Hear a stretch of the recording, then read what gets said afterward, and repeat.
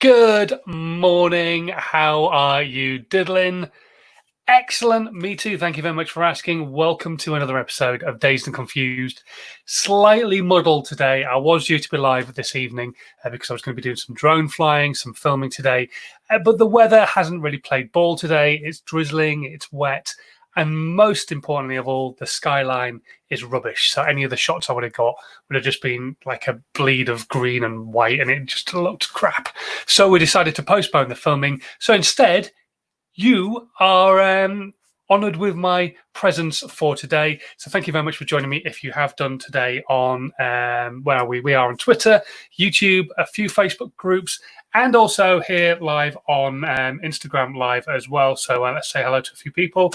Hello to Nadal and Heidi, who've just joined me on Instagram. Thank you very much. And the folks who've already joined me on the live on the other platforms too. Today, we're going to be talking about comments and what you should do with comments and how you should ignore them or not, as the case may be. We'll come across that in a minute. And as always, as well, we'll be answering your social media and video questions. So if you've got any questions you want to ask, stick them into the comments on the platforms right now. They'll either come up on my computer or up on my phone, and we'll go through them and answer as many of them as we possibly can do. I can be lively, I can be loud today because Max isn't here. He's with a childminder. So yeah, it's a good day to have a brew and a live broadcast. So, as promised, in the title of today's live, we are talking about comments and the comments that you get through on social media, and whether you should go back to them. Of course you should go back to them, is the point of what I want to make today. So many people get comments on their content and just don't respond. No matter how big a creator you are, you need to be responding to your comments. Whether you're responding to every comment or not is a different kettle of fish. But there's a reason why platforms like Facebook and YouTube have put out a potential of being able to do premiere of video content, because they want you to be able to interact with the audience.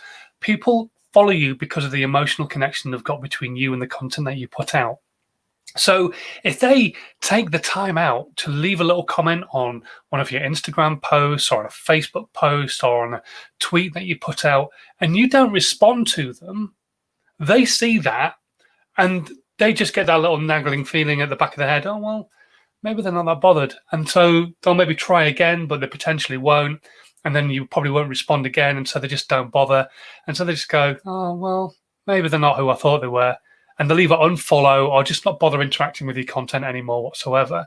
Whereas if you are a small creator and you're getting like 3 or 4 comments on each piece of content that you put out, if you are not spending the time going back to those people, especially on a wet and rainy day when you've got nothing else to do, but if you're not going back to those people and actually responding to the comments that are coming through for them, it's just not cricket. It's just not on, because they've taken the time out of their day to leave you a comment on your content. So you should just take out those 30 seconds of your day just to respond and say, thanks ever so much. You never know what that comment could lead to. It could lead to the fact that you've just helped somebody and they've reached out and they just want a bit of a chit chat. But it could also mean that that person's reached out, asked a question, you've not gone back to them, and so they'll go to somebody else who can answer the question for them, who's in competition with you. So you've got to look at when the comments are coming through. Do you have the time to respond? Of course you do. You've got 30 seconds of your day to sit down and just go, thanks ever so much for leaving me a comment, really kind of you, or answering their question if they've got a question that they want to ask. Because it helps keep building that emotional connection between you and them. If you are a PT, or if you are a therapist, or if you are an electrician, whatever it might be that you are, if they are leaving you any form of comment, even if it's just thumbs up, great content, be sure as hell to go back to them, because you're trying to build an audience of people who give a damn about what it is you've got to say. And those people who are already leaving comments are the ones who are more likely to then appreciate the fact that you've responded to them and then start sharing your content as well, because that's what you really want, is them to share their content or your content with their audience so that your audience can continue to grow. Because there's nothing better than a good word of mouth campaign, somebody saying how good somebody else is. How many times do you see it on things like Facebook? I need a plumber. Can anybody recommend anybody? And so loads of people dive in and say who they recommend, and then that person gets the job because it's word of mouth. And it works exactly the same way. If I was to retweet a crafting company who makes something that I'm really impressed by, then my audience are going to see that. So I want to make sure that they're a good company because it's my word of mouth. It's my word saying, I think you should take a look at these guys. And that's what happens on social media all the time. But people will not share your content if you cannot be even asked to actually just respond to a comment that they've put on your content, especially if you're only getting 3 or 4 comments. It makes you into such a dick if you are not willing to go back to that many people. Because how are you meant to grow an audience if you're not willing to go back to the smaller creators who are maybe getting in touch with you? Now, I understand if you are getting thousands upon thousands of messages every single day on your social media, you can't respond to all of them, but you can still respond to some. You can still set aside half an hour of the day to sit down and respond to a few people on different channels. You don't know how much of a day that could make for people. Take yourself back to that point when you were a small-time creator, you didn't have a huge audience, you weren't getting thousands of messages, and you'd maybe comment on somebody else's content, and they would comment back. And you'd be like, oh my God, this person with millions of people has taken time out to respond to my message. How awesome is that? Imagine that feeling across a multitude of people. It's only going to help your brand. It's only going to help your business if you've got a business with thousands of people following you. So make sure you are going back to the comments that you're getting, whether they're good or bad as well. Because remember, as a business, if you're selling something, if you're getting somebody tweet you with a complaint, then you need to sure as hell go back to them. You can't just ignore it. It's out there on a social platform, a public platform. Why would you not tackle it head on and go back to them and just say, even if you have to, on a public platform, just say, really sorry to hear this. Let's take it offline. Drop me an email on this address and we can have a chat, or drop me a DM, whatever it might be. But you've got to go back to them, which is why I recommend on a weekend people turn notifications on their different social media platforms, so that should any messages come through, they're notified about them so they can respond quickly. Because again, it's important how quick you go back to people, making sure that you're giving good customer service, which you do all the other times. So just make sure that when those kind of messages come through on social media, you're responding to them quickly. It still all boils down to customer service. But I want you to take away from this how important it is for you to be responding to comments. Like I say, it's just not cricket. If you are not responding to the comments that you're getting, if you've only got a small audience and you're only getting a small number of comments, it's really bad form to not go back to people and just thank them for the comment or answer their questions. And if you're answering their questions, there's a really good chance that they could be a customer in the offing, or they're more likely to be a stronger connection between you and them, and they'll share your content and all that kind of stuff. So hopefully after this, from now on, you're going to respond to every comment you get on social media, good or bad. Like I say, even if you've got a massive audience, still go back to as many as you possibly can. Set yourself a point in the day where you're going to go back to people, probably better off at the end of the day, so that people have had a full day to respond to stuff that you're putting out, and then just go back and respond to as many people as you possibly can. It's so important. You wouldn't ignore your mates, and that's what these people are meant to be. So get it done. Hello to the new people who've just joined us on the live stream on the usual channels, and also on Instagram right now. PT Paddy has just joined us. Hello, Paddy. Long time no see. And Market Reactive have just joined us as well. I had to take a while to read that. Market Reactive have just joined us on Instagram Live as well. So I'm going to go through a few of your questions. I got a couple through on email. If you have any questions, stick them into the feeds right now. I'll do my best to answer them, and we'll go from there. Let's have a look. Hello to the Illuminati squad from Captain Gabe, and hello to Alan Spicer as well, who's just joined us on YouTube, and Ross Brook, Chartered Accountants, who've joined us on YouTube today as well. Did someone say cricket from Chris? Yes, I might well have done. Only because it was a secret challenge. Anyway, right, shall we answer some questions right now? Okay, so the first question came through asking this one. How can you create content to build a brand without prior investment to grow the business? So it depends on what you're trying to sell. But the fact of the matter is you don't have to have investment to grow a business at all. You can grow organically. It's going to take longer. Don't get me wrong. Everything I talk about is what's essentially organic growth. Everything Perception Studios does, which is my business, is something slightly different. And we specialize in creating content and all that kind of stuff that then can have money put behind it because it's that better looking content, so you can get more people engaged with it. But sometimes the organic route is also a great way as well. And that's what I talk about on these lives. So actually growing organically is going to take you a lot longer, but it means the audience you've got are going to be stronger. They're going to care more about you and the message that you've got to give, or the value that you've got to give, whatever it might be. So I don't know what you're trying to sell, but you don't have to put a load of investment into a business to get a big audience to have a brand. You can build a brand organically. You don't have to put the money behind it like Coke and Pepsi and people like that do. You can grow your brand quite simply just by putting content out to the audience who need to be consuming it. And this again boils back down to knowing your avatar, who's your ideal customer.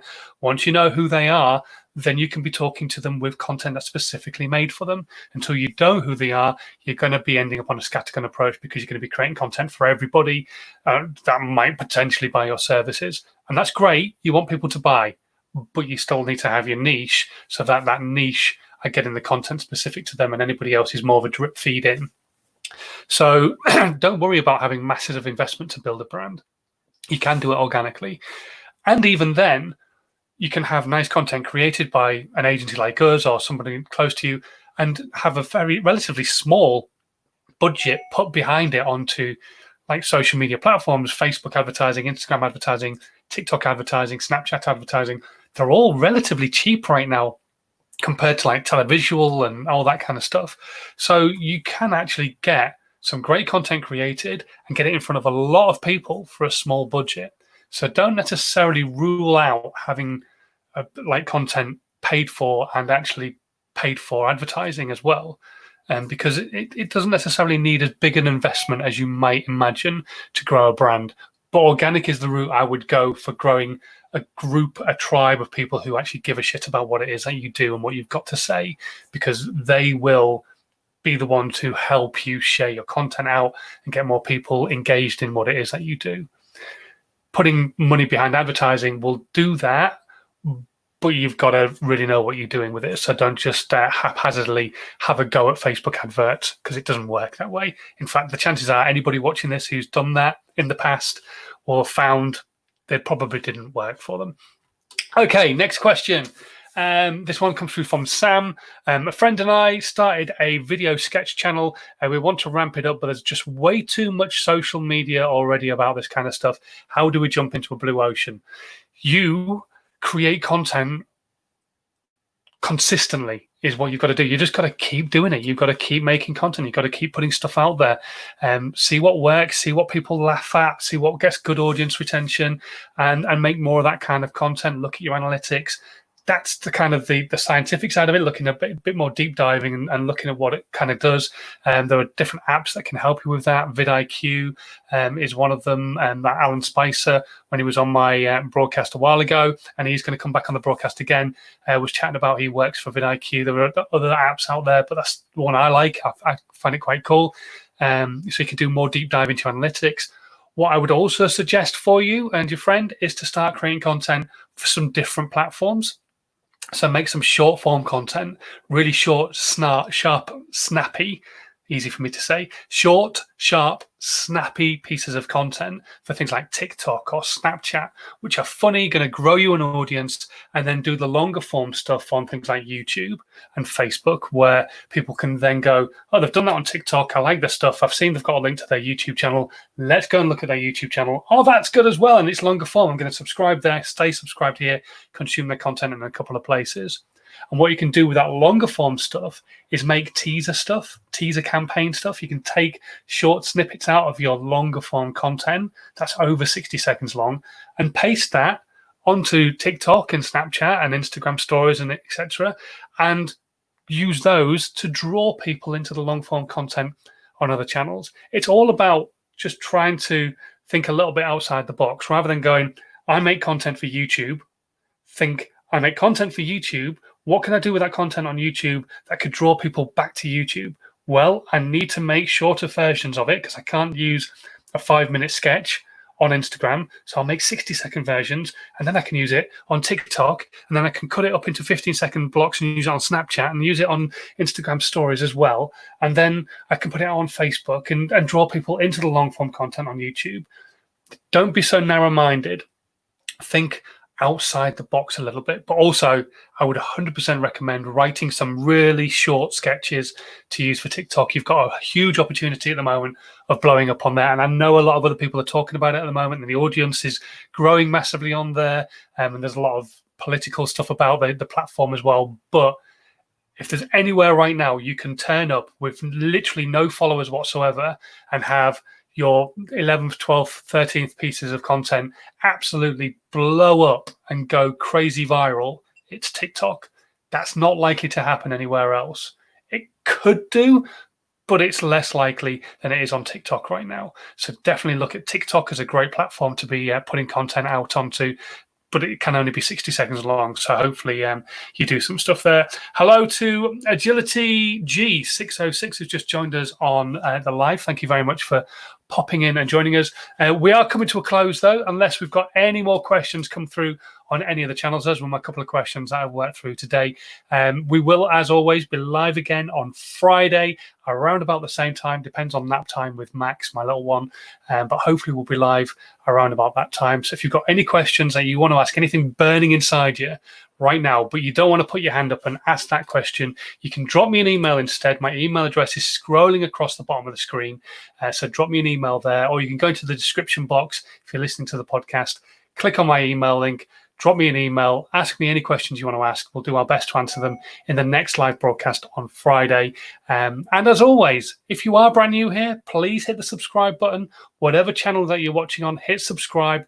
Make sure as well you move your thumb or your mouse ever so slightly to one side and click share. If you think your audience right now, anybody you know would get value from the content I'm putting out, be they a brand, a business, somebody who's just starting out wanting to create content on YouTube or wants to be an influencer, whatever, I'm not going to paint it all roses for them, but I can help them hopefully start creating more content to get their brand out there and more people notice them. So hopefully if you hit that share button, we can get more people watching, get more questions coming in, and we can help everybody, because I know not everybody wants to ask a question, but they've got stuff burning away inside them, but they don't want to seem daft asking that question. It's like that syndrome you used to have as a kid at school. You didn't want to put your hand up in class because you'd look like a bit of a dick. But there's no stupid questions. Trust me, there are no silly questions when it comes to social media, because it's an ever-changing landscape. It's constantly evolving, always. It's why the algorithms are always changing. It's why there's new platforms always launching. So there's never ever a stupid question. So don't ever feel your questions are daft. If you've got a question to ask it. I can guarantee somebody else is probably wanting to know the answer to that question who's watching as well. Anyway, I'm going to disappear. Thanks ever so much for watching. As always, you've already hit the subscribe button, so I won't mention that again. Don't forget, if you've not got a copy of it yet, it's completely free. You can download my former #1 book, How to 9 Times Your Social Media. It's available in the description box below, so go and click down there and download my book for free. And I will catch you on Friday. Until then, though, stay safe. And in the current climate, the current weather, stay dry as well. I'll see you Friday. Have a good one. Bye.